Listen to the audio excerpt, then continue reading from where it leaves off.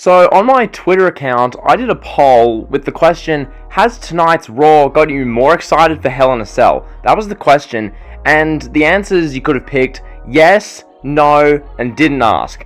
The poll has 52 votes as of right now, and no is the overwhelming answer with 71% of the vote.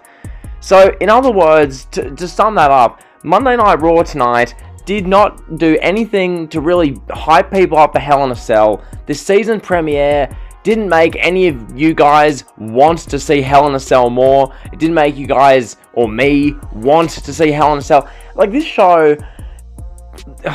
dear oh dear.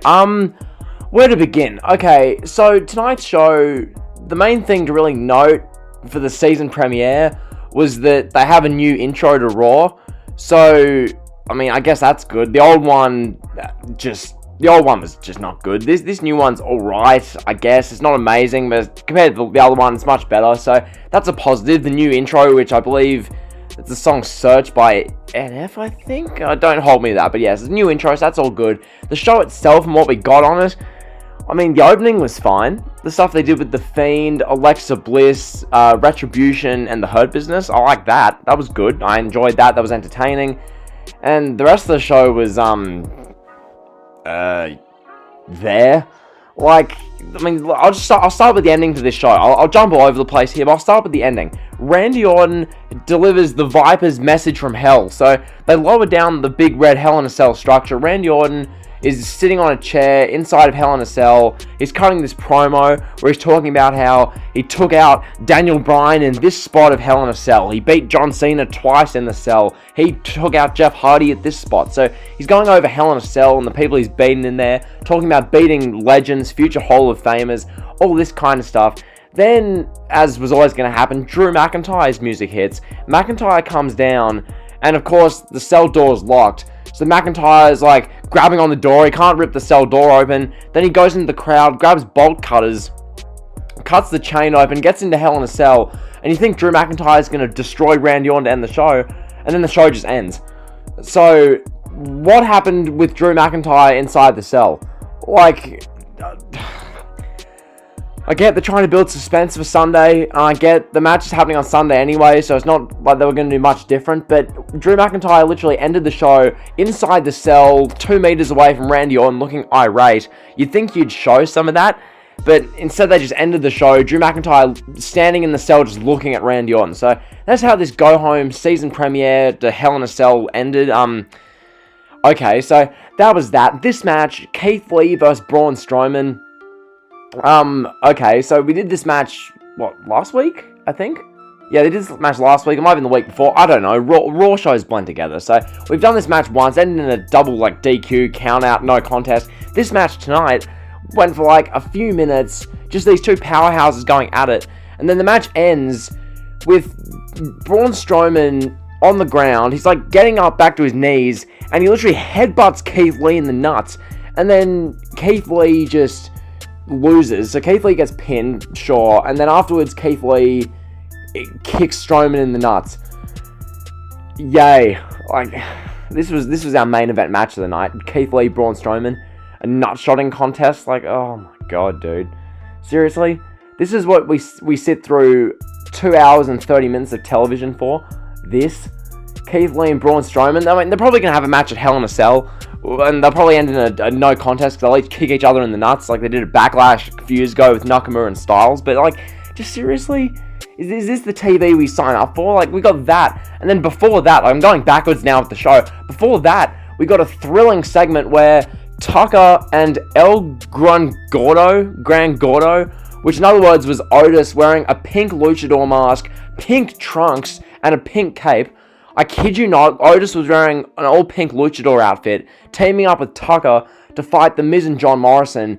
Heavy Machinery just win. And I'm just thinking, throughout this match, just, what have they done?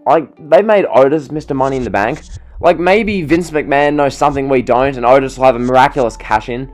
But what they've done with him since he won this briefcase in, May? It's just been disastrous. Just get the briefcase to near enough anyone else. There's only a select few people who I could think to be worse as Mr. Money in the Bank. There's only a select few. At this point, give it to anyone. Give it to The Miz. Give it to Morrison.